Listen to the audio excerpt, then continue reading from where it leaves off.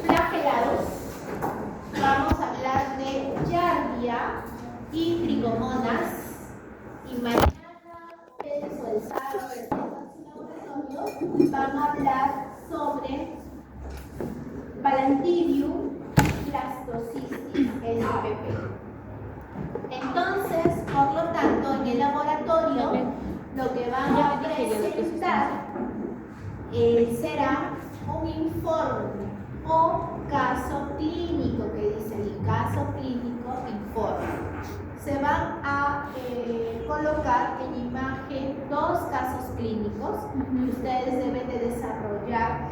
El grupo va a desarrollar esos dos casos clínicos. No se les va a dar la respuesta porque por ahí pueden filtrar la información y de repente a su siguiente grupo darle la respuesta y ustedes tengan 12 y el otro grupo tenga 20. Claro está que no les va a venir igual, ¿no? Igual se hace un sorteo entre los profesores y ellos van a verificar cuál es el casito clínico que te van a dar.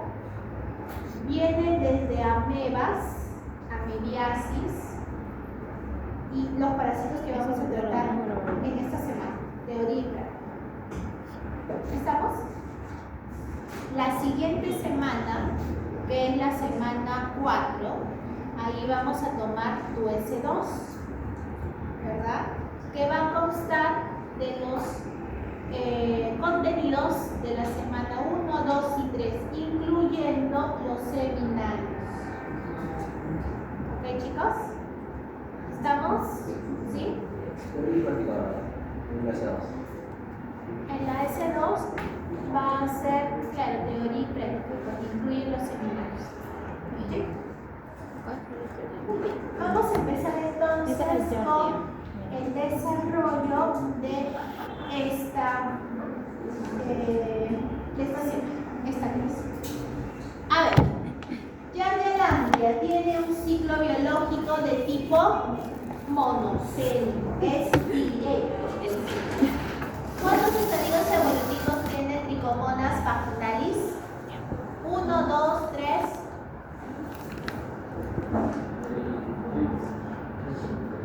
1, nada más, solo el estadio trofozoito, nada más. Nombre de la estructura que le permite a Giardia adherirse a los enterocitos. ¿Cómo se llama esa estructura que tiene el parásito? Disco suctorio o disco suctor. ¿Ya? ¿Dónde se localiza Giardia langlia? En el intestino delgado. Muy bien. En el intestino delgado a nivel de duodeno y yeyuno. ¿Dónde se localiza Tricomonas vaginalis?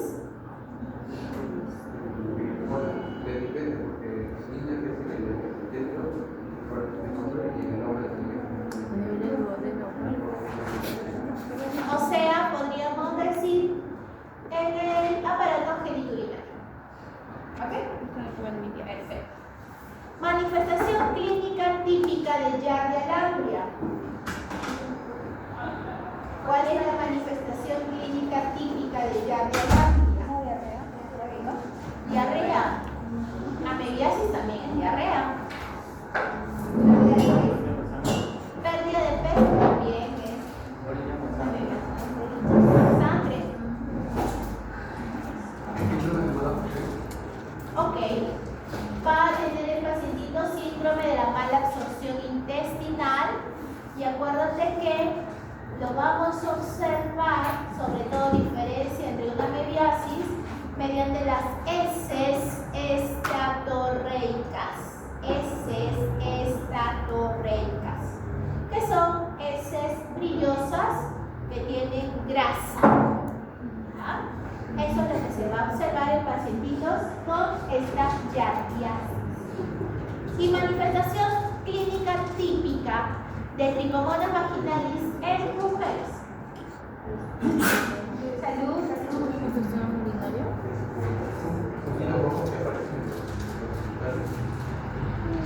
Ok, cervix en fresa,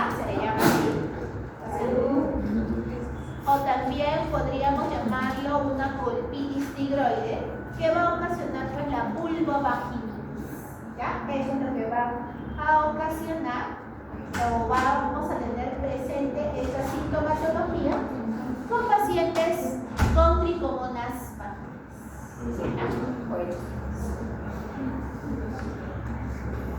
A ver, con respecto a esta giardiasis o giardiosis, algunos libros también lo mencionan así. Acuérdate que hablar de giardia lamblia, su sinónimo va a ser giardia intestinalis, giardia duodenalis, ¿ok? El término de giardiasis, entonces, es la parasitosis, es la infección causada por este parásito giardia lamblia. En general, ¿no?, vamos a verificar de que puede ser, se le considera, ¿no?, en el diagnóstico después de diagnosticar o una memiasis o una ascariasis o una giardiasis. Por lo tanto, todavía estaría en el tercer lugar para poder verificar este diagnóstico. ¿Okay? Pero va a depender bastante de, primero, cómo está entrando tu paciente, cuáles son esas manifestaciones clínicas que presenta. Sobre todo, una mala nutrición. Estará tu pacientito desnutrido, malnutrido. Por lo tanto, alteraciones a nivel de crecimiento, por lo tanto, alteraciones también a nivel cognitivo. Va a producir una anemia severa también. ¿Ok? Y ahora vamos a explicar por qué produce tanto eso. Acuérdate que su prevalencia se encuentra en zonas tropicales, subtropicales, sobre todo está asociado y es más frecuente a niños. Es prevalente en niños, pero pueden tener los adultos, sí, también lo pueden tener. Y allí podríamos diferenciar que existe una giardia asintomática y una giardia sintomática. Y nosotros tenemos las suficientes armas para poder atenuar esa infección, porque nuestro sistema inmunológico puede activar ciertas barreras defensivas. Pero, caso contrario, cuando el paciente esté inmunocomprometido, ese sistema inmunológico se ve deteriorado, lamentablemente ahí ya va a empezar a tener esa sintomatología. ¿Ok? Lo vamos a explicar poquito a poco. Te dice que también está asociada a lo que son lugares de hacinamiento, como son los orfanatos, como son las cárceles, o también a esta giardiasis se le conoce como una parasitosis del viajero, se le llama así también. La incidencia guarda estrecha relación con las condiciones sanitarias de vivienda, higiene personal y nivel educativo. Con respecto a la epidemiología, especialmente se da a nivel de climas templados, húmedos. Acuérdate que es una parasitosis cosmopolita, tanto puede estar en todo lugar, en todo el mundo, pero asociado sobre todo a esos climas tropicales y subtropicales o templados húmedos. Esto se va a dar sobre todo por las malas condiciones de saneamiento ambiental. ¿Qué significa esto? De que el paciente no tenga un adecuado desarrollo, saneamiento, o sea, agua y desagüe completo. ¿Ok? Porque acuérdate de que estos quistes, que va a ser un estadio infectante del parásito, lo podemos encontrar en aguas contaminadas, alimentos que han sido lavados por estas aguas contaminadas. Y no existiera esto si es que todo desembocaría en un lugar que finalmente pues no nos vamos a contaminar. Pero lamentablemente algunos sí van a contaminarse. ¿Por qué? Porque no hay agua. Y de lo contrario van a coger esa agua contaminada. Y lo observan, es claro, cristalino, pero tú no observas no tienes un ojo de microscopio, ¿no es cierto? Por lo tanto, ahí pueden estar esos estadios infectados, ¿no, chicos? Entonces hay que tener bastante cuidado, ¿no? Sobre todo en algunos lugares en donde no hay este saneamiento total. También en la bibliografía habla sobre esta adopción de niños que pueden proceder de otros lugares, ¿sí? De otros hábitats, los cuales lo traen al hábitat normal de la familia y ya el pacientito viene infectado con giardiasis. Por lo tanto, entonces, tenlo por seguro que la familia se puede infectar. Y si hay esta infección, posiblemente vaya replicando esa infección en el colegio o en cualquier lugar en el cual, pues, lamentablemente no haya ese saneamiento, esa higiene adecuada en el paciente. Vamos a ver la clasificación taxonómica. Yo no voy a tomar esto, no voy a tomar.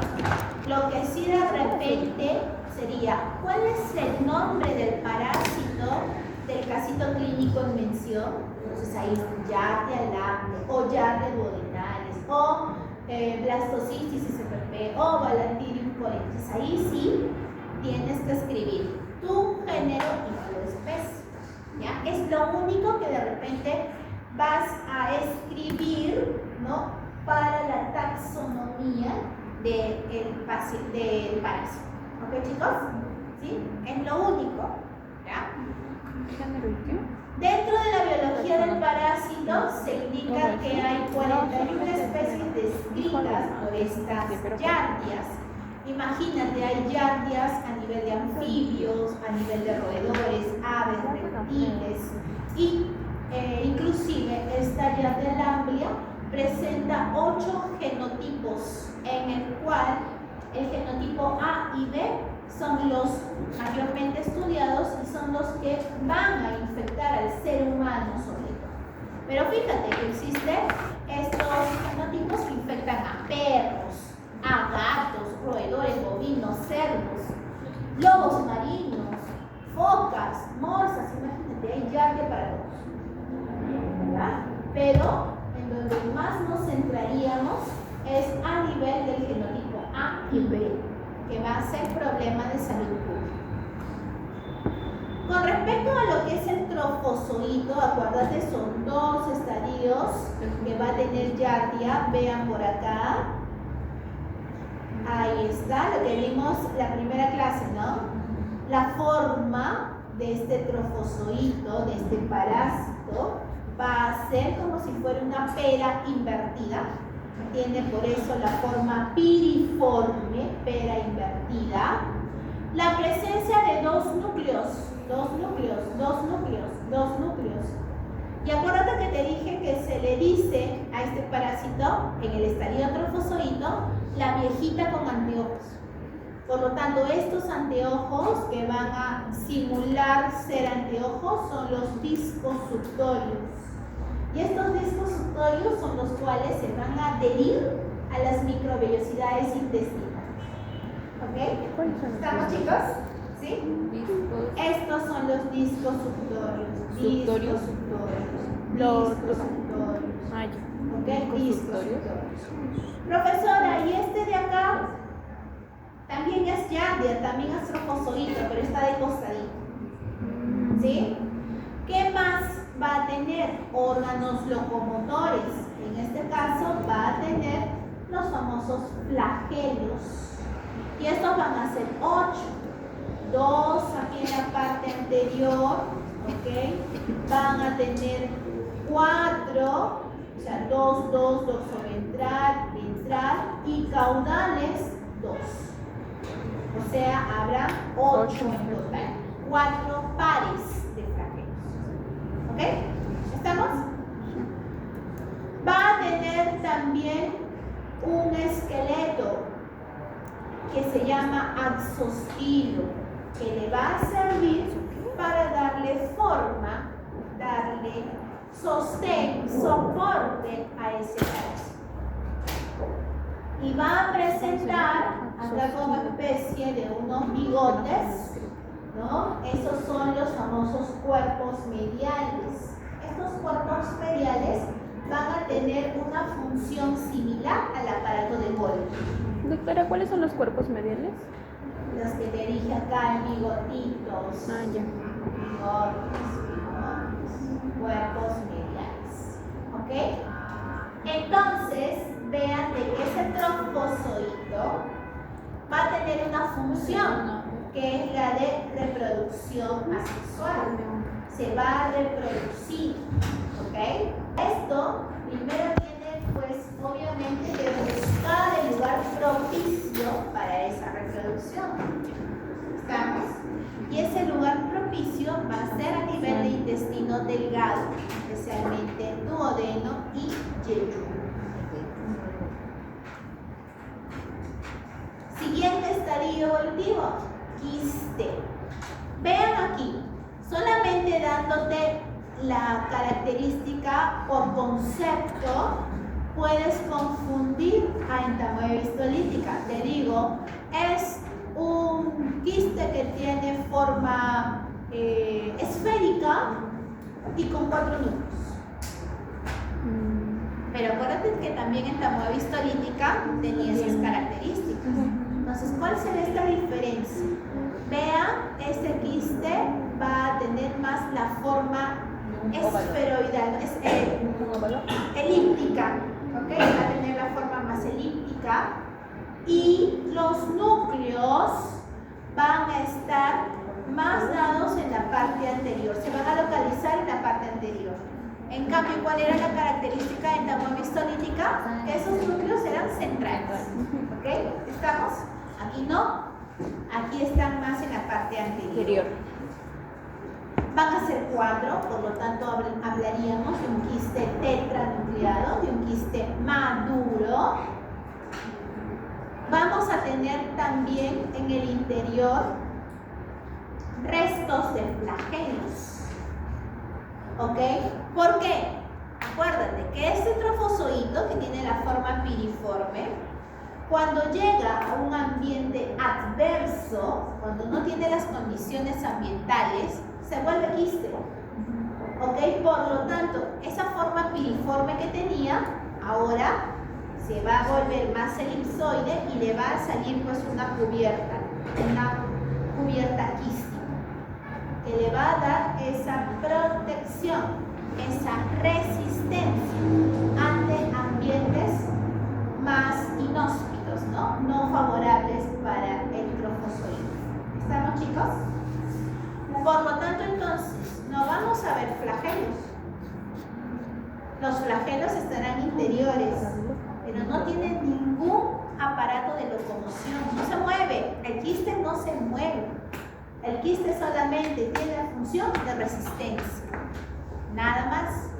El quiste se divide, no se divide, no se multiplica, no hay reproducción asexual a través del quiste, pero sí lo hay a través del trofozoito. ¿Ok, chicos? Sí.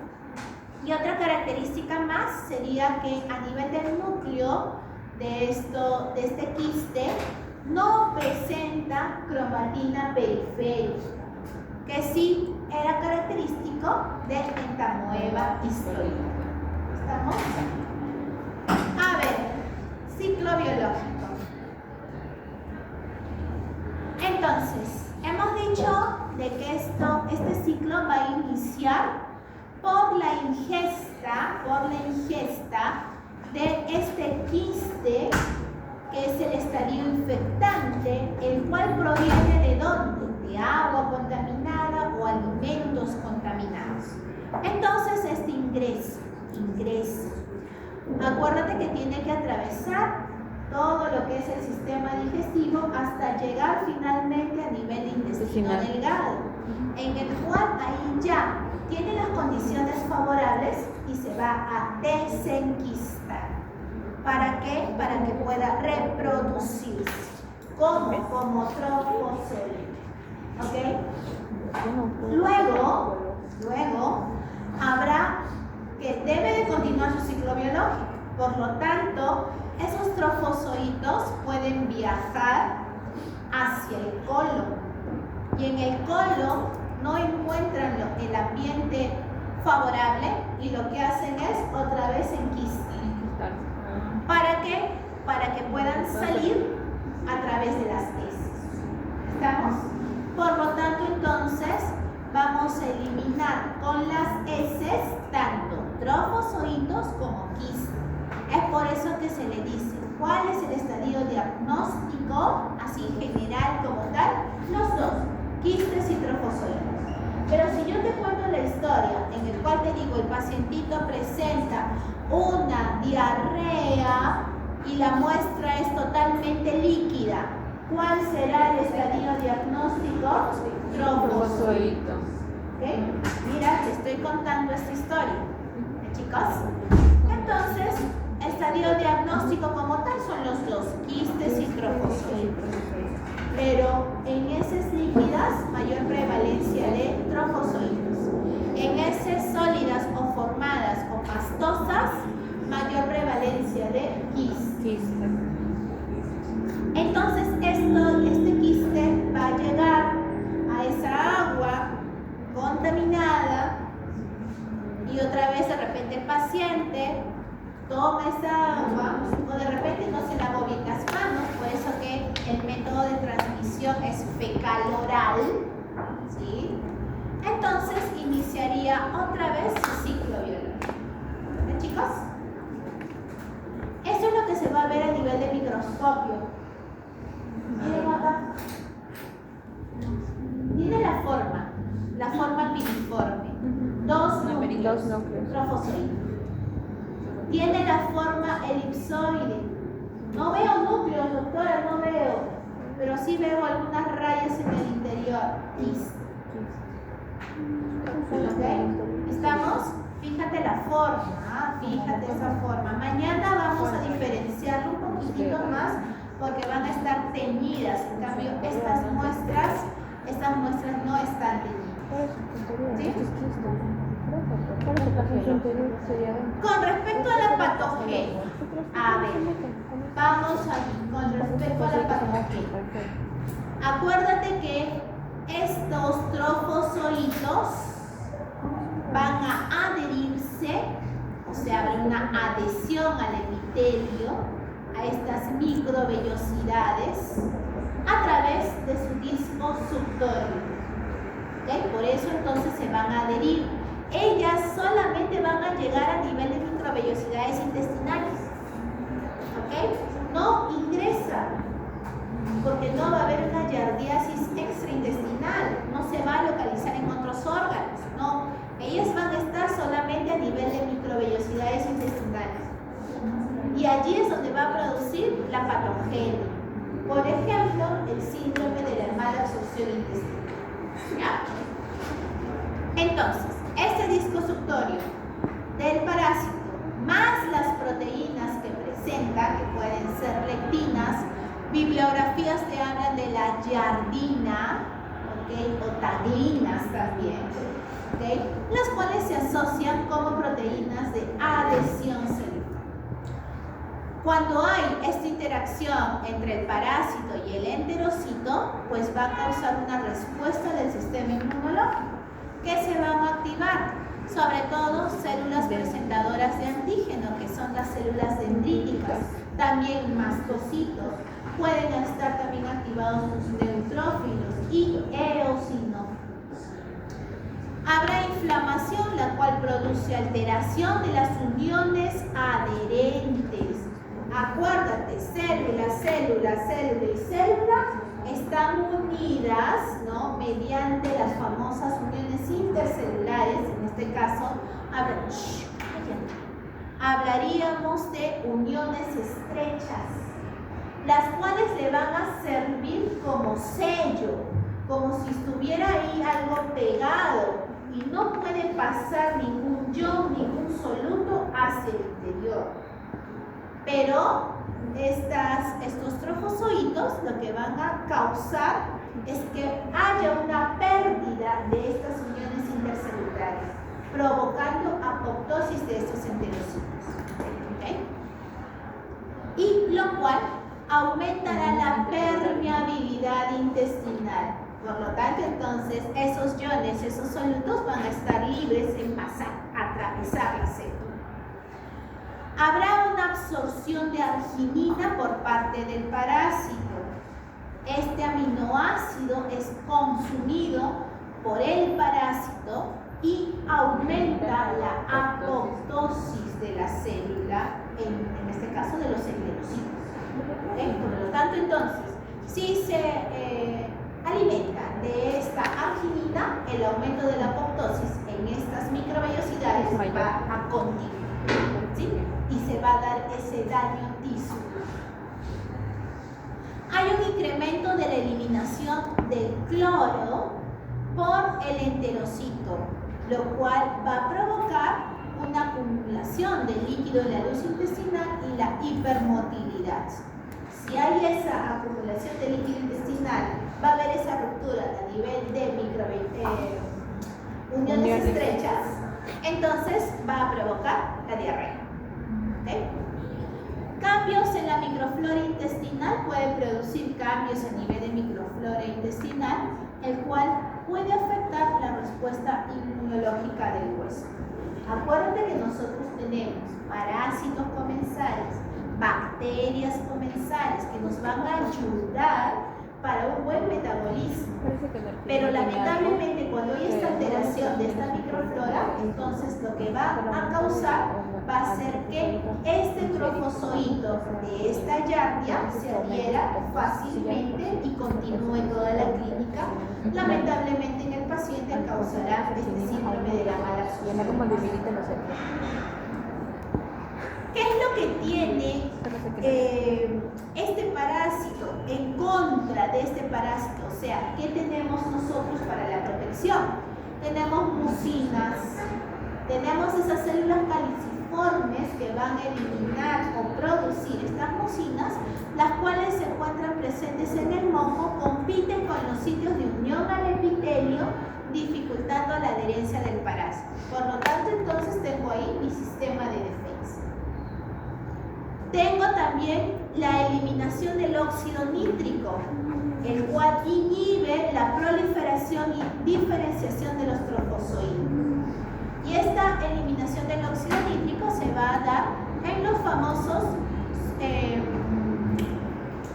aniones que se eliminan a través del estrés oxidativo, ¿okay? A nivel de moléculas, las famosas EROS, que se eliminan a través del estrés oxidativo. Pero no la vamos a producir en grandes cantidades, la tenemos en pocas cantidades porque va a producir citotoxicidad. Alfa-defensinas, estas proteínas son producidas por nuestras células de Panet, las cuales permiten la lisis del trofozoide. O sea, fíjate, tenemos nuestras defensas, pero lamentablemente no se van a expresar siempre y cuando el paciente tenga un comprometimiento del sistema inmunológico o sea inmunodeficiente o esté inmunocomprometido con algunas enfermedades que son comorbilidades. ¿Estamos? En cambio, si todos ustedes, digo ustedes porque yo ya estoy completamente alterada, ¿no? Y mi sistema inmunológico ya se comprometió con mi diabetes, por ejemplo, ustedes, los normales, van a tener todas estas defensas. Por lo tanto, quizás entren al grupo de los asintomáticos y poquito a poquito estén defendiéndose contra ese trofozoide. ¿Sí? En favor de la proliferación de Yardia, sobre todo inmunodeficiencia humoral, como por ejemplo el déficit selectivo de la IgA, que es la hipogammaglobulinemia. Existe un 10% de la población que se ve afectado con esa producción de IgA. Porque acuérdate que la IgA también nos va a proteger, ¿okay? Nos va a proteger. Pero si nosotros tenemos poco IgA, entonces damos pie a que prolifere ese trofozoito de Yardia. Luego, otros factores son los famosos antígenos de histocompatibilidad, que son las HLA, antígeno depositario humano. Ciertas poblaciones de ciertas regiones o grupos geográficos, ¿no? Vamos a tener que esta expresión nos va a dar esta variabilidad genética, ¿ok? Solamente, por ejemplo, esto se va a ver reflejado en pacientes que tienen, por ejemplo, que están comprometidos, el sistema inmunológico está comprometido, y, por ejemplo, en pacientitos con leucemia. En pacientes con leucemia te dicen cuál va a ser la parte, pues, en la cual se pueda combatir: donación de médula, ¿no es cierto? Pero esa donación de médula tiene que ser de un hermano que tenga el mismo padre y la misma madre, para que tengas compatibilidad, supuestamente. Algunas veces tu hermano no es compatible con uno, no es compatible contigo, con el paciente, en ese caso. Por lo tanto, entonces, allí por eso que existen bancos de médula ósea, ¿sí? Para que pueda estar en la lista, se pueda dar esa donación, y también ahí el paciente tenga un 50-50, porque acuérdate que te van a donar médula, te van a donar un órgano, por lo tanto, ¿qué es lo que va a pasar? Te van a bajar el sistema inmunológico. ¿Para qué? Para que tú no rechaces ese órgano, para que tú no rechaces la médula. Porque tu sistema inmunológico ve algo extraño, sube y ataca. Pero en este caso está haciendo algo productivo y bueno para ti. Por lo tanto, se te baja el sistema inmunológico. ¿Y quién va a venir por ahí? Bacterias, hongos, parásitos oportunistas, y los cuales pueden lamentablemente atacar al paciente, y el paciente no sobrevive ante esto. O si sobrevivió, tiene solo 50-50%. O bien que pegue o no pegue. ¿Okay? Entonces existen estos factores de histocompatibilidad que pueden ser los famosos HLA de tipo A1, A2, B8, B2. Y la malnutrición calórico-proteica, o sea, una mala nutrición, aumenta la gravedad de la yandiasis por disminución de la producción de enterocitos. Acuérdate que estos enterocitos tienen las microvellosidades cuya función es absorción de nutrientes. Y si es que hay una mala nutrición, ¿qué va a pasar con esos enterocitos? ¿Qué va a pasar con esas microvellosidades? Van a estar alteradas, ¿sí? Y bueno, ¿qué es lo que va a pasar exactamente con Yardia? Estos son tus criptas intestinales bonitas, muy bonitas, normales, sin alteración. Pero ¿qué es lo que va a pasar cuando Yardia haya invadido a esos enterocitos, haya alterado a esas microvellosidades? Va a provocar que estas microvellosidades estén achatadas, engrosadas, van a, sobre todo, deterioro de ese enterocito, el cual afecta esa célula, acelera el recambio celular, repoblación con células predominantemente inmaduras desde el punto de vista enzimático y de transporte. O sea, está completamente alterado todas esas criptas intestinales. Y si es que está alterado, pues no va a haber esa absorción normal de los nutrientes, sino va a haber entonces síndrome de la mala absorción intestinal. ¿Ok?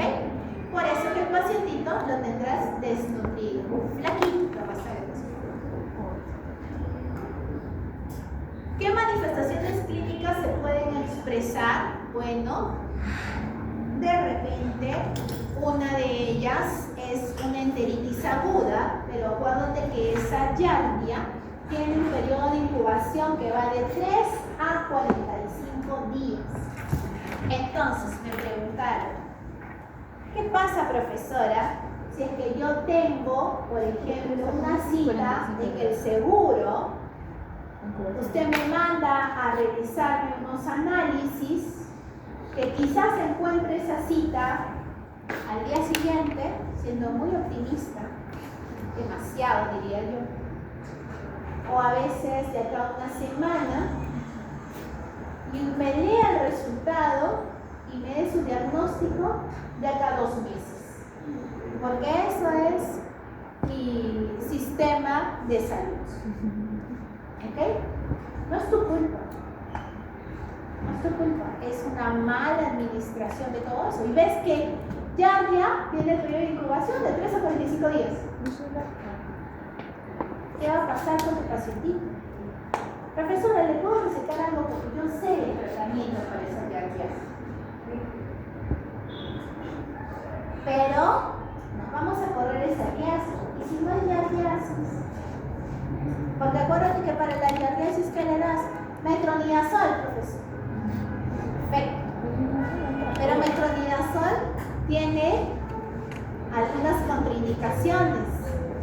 Y una de ellas es producir diarrea. Si el paciente está yendo a tu consulta porque tiene diarrea, y ahora tú le das esa pastilla y le va a causar diarrea, ¿qué te va a decir ese paciente? Claro que no te lo va a decir, ¿no? Te va a estar en su casa y decir, uy, Dios mío, me están dando metronidazol, me produce diarrea, me produce náuseas, me produce vómito. Este médico no sabe nada. Pero esas son las consecuencias del metronidazol. Es por eso que el siguiente fármaco es el pinidazol, o el siguiente fármaco la nitazosanida, pero va a depender de qué cantidad lo encontremos en hospitales públicos. Entonces hay que hablarle bien a tu pacientito. Fíjate los síntomas: diarrea, déficit de absorción de la lactosa, estreñimiento. Estreñimiento, que a veces me da ganas de ir al baño, hago empujo, pero no evacuo nada. Ese es el famoso TENES. ¿Ok? Déficit de la absorción de la B12, de la B9, por lo tanto puede ocasionar en tu pacientito la famosa anemia y la malnutrición. Habrá entonces pérdida de peso. A veces estos pacientes con giardia pueden bajar de 10 a 20 kilos. De 10 a 20 kilos. Es por eso que vas a notar y te va a decir, ¿usted ha bajado mucho de peso? Sí, más o menos unos 10 kilos. Podría ser, podrías asociar. Esas heces que usted elimina, ¿me podrían describir? Algunas veces te van a decir que no saben, pero hay otros que sí. Heces brillantes, tienen grasa. Entonces, ¿para qué? Para que puedas dar con el diagnóstico. ¿Qué le vas a pedir primero a tu pacientito? Examen de heces. O sea, harás un examen coproparasitológico. Heces líquidas para la búsqueda de leucocitos. Heces formadas, heces, te decía yo el término pastosos, ¿ok? Para búsqueda de quistes, sobre todo. También puede haber un examen del jugo duodenal, pero es por aspiración mediante sonda nasogástrica. Muérete, es muy invasivo esto, es demasiado invasivo. El paciente ni soporta a veces que le mandes a hacer exámenes de sangre y vas a aportar un examen invasivo. Pero hay una opción. Está dado ahí el famoso enterotest o la cápsula de Bill. Es esta cápsula. Es una cápsula grande bueno, es gelatinosa y en el interior tiene un palillo, tiene un hilo. Cuando va a ser tragada, se va a sacar ese hilo, tragas y te van a colocar aquí, vas a andar entonces por todo el hospital, y cuando ingreses a un hospital y veas pacientes que tienen pegado un scotch y un palillo, es porque están haciendo esa prueba, la cápsula de Bill, el enterotest. ¿Okay? Después de 3 a 4 horas, vuelves al laboratorio, porque se supone de que esa cápsula gelatinosa se disolvió y llega hasta contenido duodenal. Poco a poco, entonces ahí cantan la canción, pues, ¿no? Jálame la pitita. Jálame la pitita, te van jalando la pitita rápidamente. Y vamos a ver que en el último lugar, la parte terminal de ese pabilo, vamos a encontrar ya un color medio verdoso. Por lo tanto, ya llegué hasta el contenido duodenal. Hacen un squash con el portaobjetos y observamos al microscopio. ¿Y qué es lo que vamos a encontrar? Trofosoditos de Yark. Otro, biopsia intestinal. Esto ya es para la preparación del extendido, cortes para la histología, y también ¿qué es lo que vamos a observar? Trofosoditos. ¿Okay? También hay métodos indirectos, en este caso también pedimos heces, y lo que vamos a detectar van a ser los antígenos fecales por la técnica de ELISA. También podríamos realizar exámenes serológicos, como es el caso de inmunodifusión o la inmunofluorescencia indirecta. PCR también en heces, ¿ok? Pero el que tiene como que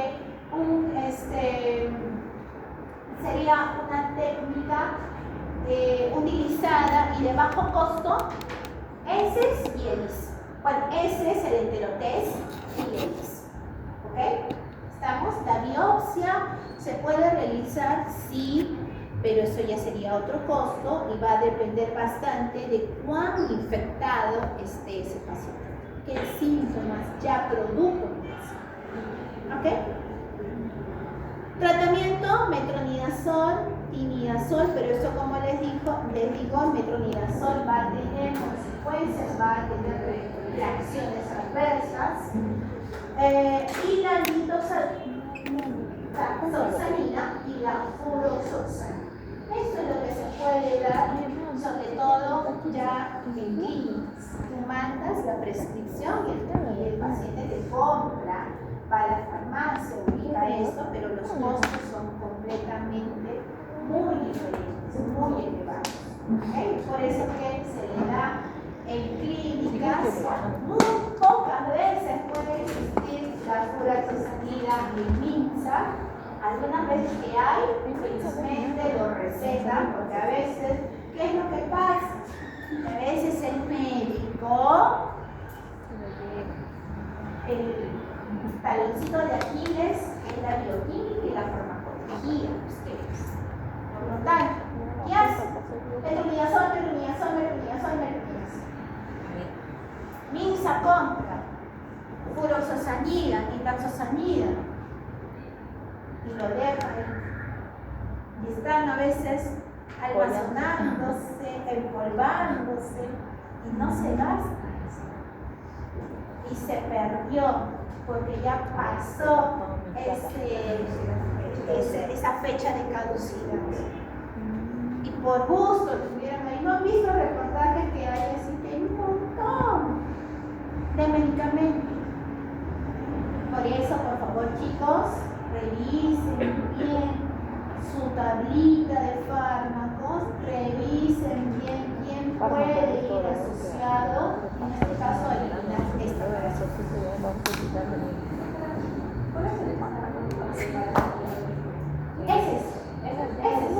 Se le pide heces, que son heces seriadas, se dice así, porque el paciente va a dejar las heces en la semana, dejando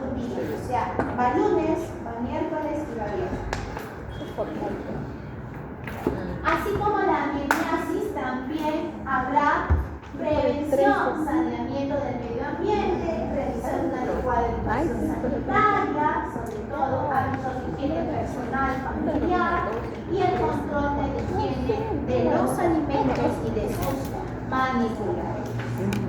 Vamos a hablar ahora de tricomoniasis.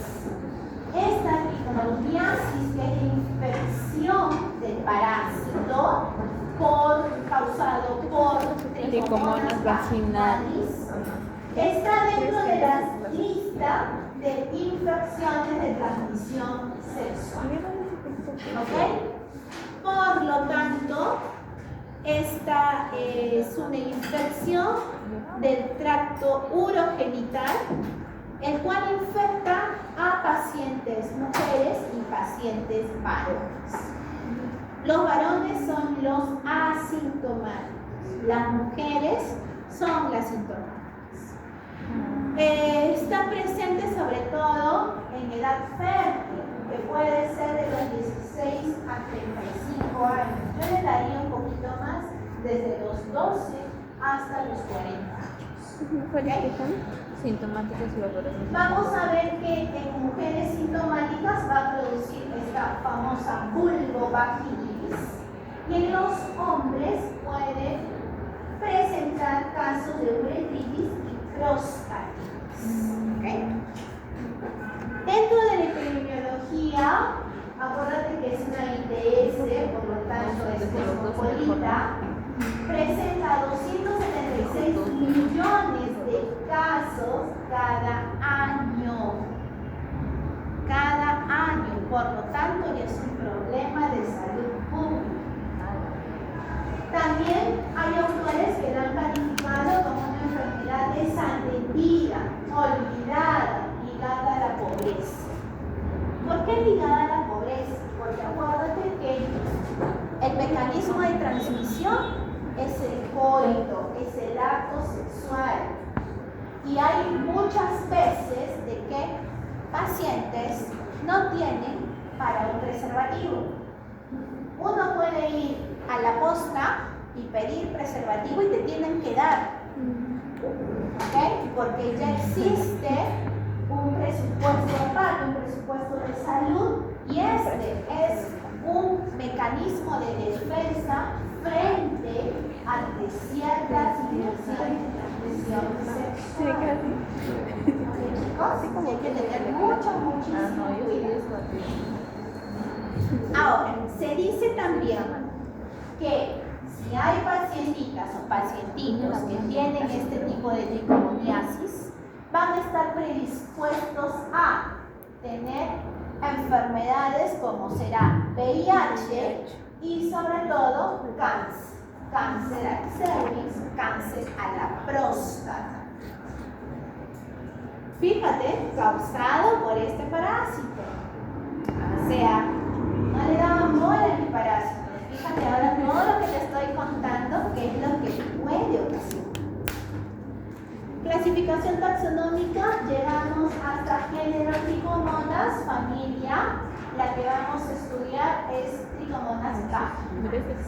Pero puede haber algunas más, sí puede haber. ¿Okay? Acuérdate que el trofozoito es la forma usual e infectante del parásito. ¿Okay? Solamente entonces vamos a ver que Trichomonas presentan el estadio trofozoito. Por ahí en algunas bibliografías dice, no encontró el ambiente favorable y se hizo un quiste o un pseudoquiste porque interiorizó sus flagelos. No ha sido comprobado como tal, pero sí solo su forma de trofozoito. ¿Okay? Fíjate, la forma del trofozoito también es media redondeada, tiene forma más piriforme, pero no tanta como la de Yatia lambria. Tiene solo un núcleo, tiene membrana ondulante, tiene 4 flagelos anteriores y un flagelo posterior, tiene axostilo, y fíjate, ese axostilo sale del cuerpo del parásito, y tiene también los famosos hidrogenosomas. Estos hidrogenosomas van a ser como una mitocondria primitiva. ¿Okay? Por lo tanto, esta obtención de ATP se van a hacer gracias a esos hidrógenos. ¿Sí? ¿Estamos? ¿Ok? Tenemos, por ejemplo, las especies tenas, las especies gingivalis. Estas tenas y gingivalis están presentes en la cavidad oral, que van a producir caries, que van a producir gingivitis. Por eso fíjate el término gingivalis. Y ser una gingivitis causa periodontitis. Pero bueno, eso no nos interesa porque ustedes no van a ser estomatólogos. ¿Ok? También existe una Trichomonas hominis. Esta va a ser un parásito comensal y se va a localizar a nivel de colon. Pero es comensal. Entonces, la que nos interesa, la que es un problema de salud pública, es Trichomonas vaginalis. Y sobre todo porque está asociada a infecciones de transmisión sexual. ¿Chicos? El ciclo biológico también va a ser directo. La transmisión es sexual. Es por eso que les digo, sobre todo, la prevención utilizando los preservativos. ¿Okay? Con respecto a lo que es patogenia, van a haber factores asociados al hospedador y asociados al parásito. Al hospedador, sobre todo las mujeres, tenemos un pH a nivel vaginal, ¿no? Medio ácido. Este no puede ser alcalino, porque de lo contrario se perdería todas las bacterias asociadas a nuestra vagina, ya que ellas nos van a proteger de infecciones, como es este caso, tricomonas y cándida. ¿Okay? Y por eso entonces que debemos de tener ese pH medio ácido y la microflora allí presente para protección.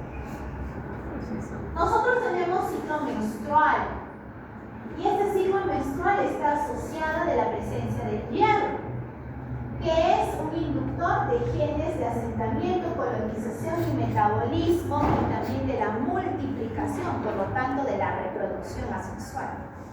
¿Ok? Tenemos entonces esta presencia de hierro a la hora del ciclo menstrual, a la hora de la menstruación. Por lo tanto, entonces puede haber allí un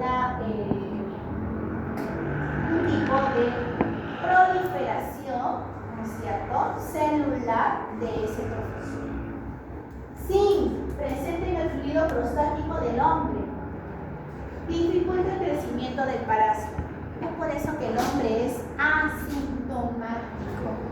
Pero cuando la infección se da y esos niveles de los trofozoidos van a actuar, allí ya van a presentar los síntomas. Y les voy a contar luego cuáles van a ser esos síntomas en varones. Habrá también algunas moléculas, en este caso poliaminas, los cuales son reguladores de la división celular, estabilizadores de los ácidos nucleicos, crecimiento celular, apoptosis, citogenesis y toxicidad, provocando entonces que nuestras defensas se activen. ¿Qué tiene el parásito? Tiene moléculas de adhesión, que son las famosas adhesinas, las AP, AP210, 65, 51, 33, 23. Estas van a cumplir un rol enzimático o de interacción de célula y célula. ¿Qué más tiene? Este parásito hace fagocitosis y obtiene sus nutrientes a través de esas bacterias. ¿Okay? Por lo tanto, él va a alimentarse también de esas bacterias. Por eso que nosotros no vamos a tener una, dos, hay una microflora que va a ser capaz de atenuar esta infección. Si bajan esas defensas, este trofozoito actúa. Mecanismos independientes de contacto, como es el caso de la presencia de cisteína proteasa, participan en este proceso de adherencia del trofozoito, colonización y evasión inmunológica. Factores de desprendimiento celular, genera el desprendimiento de la célula epitelial, ¿ok? Por lo tanto, se activa este desprendimiento de la célula epitelial con un pH alcalino. Por eso te decía que no debemos de llegar a adquirir un pH alcalino. Presencia también de un virus de doble cadena. Por ejemplo, el famoso, ¿cuál es el virus famoso presente, ¿no? Que puede darse ya cuando uno inicia su etapa sexual? ¿Cuál es ese virus presente en los dos, tanto en hombres o en varones como en mujeres? Exacto, el papillomavirus, ¿no es cierto? Por lo tanto, entonces, puede causar, ¿ok? Puede causar este papiloma presente un cáncer y posteriormente el paciente vaya a tener una infección por VIH. Luego, también presencia de algunas bacterias, en este caso Mycoplasma hominis, el cual es un efecto beneficioso en la patogenia a fármacos. O sea, que ese trofozoito de tricomonas va a estar vivito, coleando, uno va a tomar el fármaco o va a introducirse a veces óvulos vaginales, y si es que hay presencia de este Mycoplasma hominis va a ser resistencia a ese fármaco. ¿Okay? Manifestaciones clínicas, mujeres, habrá leucorrea o descenso. Ese descenso va a tener una característica que es espumosa, va a tener un mal olor, por eso es fétido, y el color es característico amarillo verdoso. Las mujeres infectadas refieren fluido, también refieren disuria, ¿okay? El cual se va a acentuar durante la menstruación, y a espectroscopía se observa este famoso eritema vaginal cervical produciendo esta vulvovaginitis. Habrá esta vagina en empedrado, o también llamada cervix seminipresa. ¿Esto qué indica? De que la cervix va a tener puntitos rojos, o sea, habrá dilatación de los capilares, produciendo las famosas hemorragias puntiformes. Por eso se le hablaba la famosa cervix empresa o la colpitis tigroide. ¿Okay? También en mujeres embarazadas, ¿qué es lo que va a pasar? Va a pasar de que no lleguen hasta término, o sea, hasta sus 40 semanas. Puede entrar a luz antes, por lo tanto el bebé va a nacer prematuro y sobre todo bajo peso. ¿Qué va a ocasionar en el recién nacido? Una infección geniturinaria o una neumonía de tipo neonatal, ¿ok? Por esta tricomoníasis. Y también pacientes, individuos en el cual realicen prácticas de sexo oral, ¿no? Hay informes, hay estudios de que este parásito está presente en las vías respiratorias bajas, produciendo también la famosa neumonía. ¿Qué es lo que va a pasar en varones? Suelen ser asintomáticos, o sea, reservosos, pero cuando ya la infección es evidente, va a causar secreción uretral serosa, turbulenta, prurito en el glande, edema percrucial, erección dolorosa, eyaculación precoz y disuria. Y esto va a complicarse. Habrá uretritis, balanopostlitis, prostatitis, cistitis, epididimitis y sobre todo la famosa esterilidad. ¿Okay? Va a causar esterilidad. ¿Cuál es el diagnóstico? Primero tenemos que realizar y sobre todo tomar muestra fresca para poder observar a nivel de microscopio. Si estamos hablando de pacientes mujeres, haríamos un hisopado de la secreción vaginal. ¿Ok? Vamos a ver al microscopio ventajas: fácil, rápido, sencillo y de bajo costo. Desventajas o cuáles serán esas limitaciones. Sobre todo, tener un buen microscopio, tener a un buen personal que puede identificar gracias a esta morfología y dar con el diagnóstico de tricomonas vaginales. No es aplicable en muestras en varón, te dice, pero ¿no? Podríamos pedir nosotros semen, ¿ok? O de lo contrario, como hacíamos en el Hospital Naval, hacíamos hisopado uretral.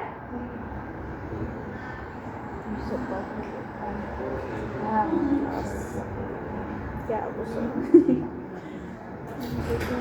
Doloroso, no doloroso. Ahí me encontrarás, no sé. Yo hice la técnica nomás. ¿Ok? ¿Y por qué te digo que el Hospital Naval?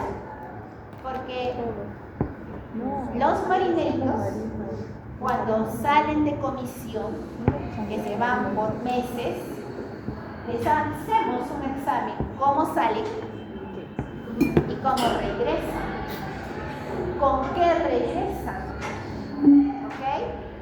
Entonces algunas veces pues hay casos de esto, sobre todo hay más de gonorrea, sífilis. Por eso, chicos, chicas, primero es la pruebita. ¿Qué pruebita? Contra sífilis, contra gonorrea, contra VIH, contra tricomonas. ¿Estás bien? ¿Estás ok? Ya puedes tener tu pareja, y esa pareja ojalá, porque no vamos a decir si va a durar, ¿no? Ojalá también pues te dé esa pruebita, vea, ¿no? Estamos limpios totalmente, perfectos. Siempre utilizar preservativo, siempre utilizar preservativo. Pero profesora, solamente voy a tener esa pareja. No importa, no importa. Siempre, siempre. O de lo contrario, una buena comunicación y que sea clara y que sea verdadera. ¿Ya? Porque de lo contrario, hay casos. Siguiente, tenemos una sorpresa, la podemos hacer una decisión, sobre todo gens, ¿ok? Hacer un cultivo de la muestra. Hacer también pruebas de hibridación de ácido nucleico, ahí tenemos el Western blot, el Northern blot, hasta PCR se puede realizar. ¿Ok? Pero lo más preciso es la observación a nivel del microscopio. Y se te dice muestras frescas, porque ahí tú vas a poder observar cómo se mueve por sus flagelos, se mueve. Y la localización de la muestra ya asocia como la ahí no me dice. ¿Ok? Con respecto al tratamiento de elección, metronidazol. ¿Ok? Algunos son alérgicos al metronidazol o estas de repente reacciones adversas. Timidazol. Pero son de la misma familia. ¿Ok? Incluso algunos dicen que a la hora de tomar el metronidazol hay sensación de que tienes un sabor metálico en la boca. ¿Okay? En la mujer se van a agregar óvulos vaginales, uno por día en la noche durante 7 días. Y abstinencia, ahí no vas a tener relaciones sexuales, siquiera cuando dure el tratamiento. Y esto se le da a la pareja, a los dos toman el tratamiento. ¿Ok? Alternativa puede ser el omidazol, el cefnidazol, que eso sí lo vamos a encontrar, y el carbidazol. Pero tú googleas un cefnidazol, ¿cuánto vale? Es caro con respecto al metro y al timidazol. ¿Ok? Y por eso que, como te digo, eso le pueden recetar, pero ya que el pacientito lo compre, si tiene las posibilidades, que lo compre. ¿Ok? Y según la OMS, prevención será uso constante y correcto de los preservativos. ¿Ok? Personas con diagnóstico de tricotomoniasis deberían informar al respecto a sus parejas sexuales para prevenir nuevas infecciones. Deben informar, porque uno no se va a acostar netamente con la pareja, se acuesta con todo su pasado. Es así, directo, preciso, tal cual. ¿Okay? Es por eso que le dices, las pruebitas, a ver qué pruebitas. Ya hemos hablado de VIH, tricomonas, sífilis, gonorrea, las EBS. ¿Ok? Casito clínico. A ver. Pablo se encuentra rotando por el servicio de anatomía patológica, lleva una muestra de biopsia de intestino proveniente de un pacientito de 8 años, quien presenta un cuadro de anemia severa, problemas de desarrollo físico, cognitivo, falta de apetito, cuadro diarreico y Fíjate bien, ¿ah? En la muestra hay organismos unicelulares de fósforo piriforme con 2 núcleos del mismo tamaño. ¿Cómo se llama la parasitosis? ¿Cómo se llama el parásito? ¿Qué otro método podría emplear para su diagnóstico?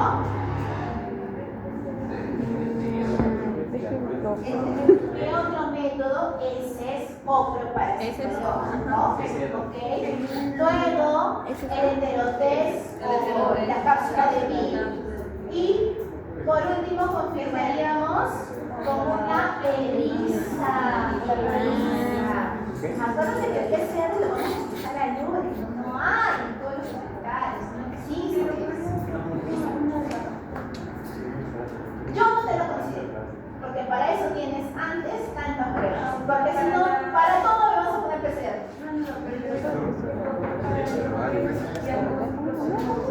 No te lo voy a tirar. Claro, ¿cuáles son primero que? Por eso no me mando hablando, te estoy diciendo, primero vas a ver. Luego, dependiendo de la muestra del lugar, Ahora tienes que poner. o puedes también usar el enterotest, la cápsula de Bill, del pabilo, de la... ¿Qué canción canté? La Virgina, porque si no, para todo, porque yo lo conozco, y en el examen van a poner PCR, todo PCR. Elisa ya, también, está correcto. No, pero PCR deja.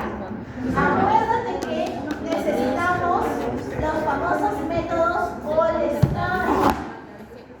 Acuérdate que no tenemos en todo hospital un demostrado para hacer PCR. Y sobre todo que estemos reactivos. Hoy se pone privado. Mira, Ahora te pobre que me pongas en el examen PCR. No, X. Sin considerar el resultado de la biopsia, ¿qué manifestaciones clínicas te harían pensar en una yardiasis y no en una meliasis? Las heces es con grasa. Las heces estatorreicas, las heces estatorreicas, que son brillosas con grasa. ¿Ok? ¿Qué estadio se describe? Trofozoito. ¿Cuáles son los fenotipos asociados para la infección? A y B. Posibles reservorios de esta yardiasis. ¿Cuáles serían esos posibles reservorios? Agua, alimentos contaminados. Alimentos contaminados. Los propios animales también. ¿Ok? Esta clase me gustó. Y por último, a ver, María Pérez es una mujer de 28 años que acude al consultorio con síntomas de flujo vaginal aumentado, color amarillo verdoso, maloliente, refiere fluido vulvar, disuria leve. No hay dolor abdominal, no hay fiebre. Su última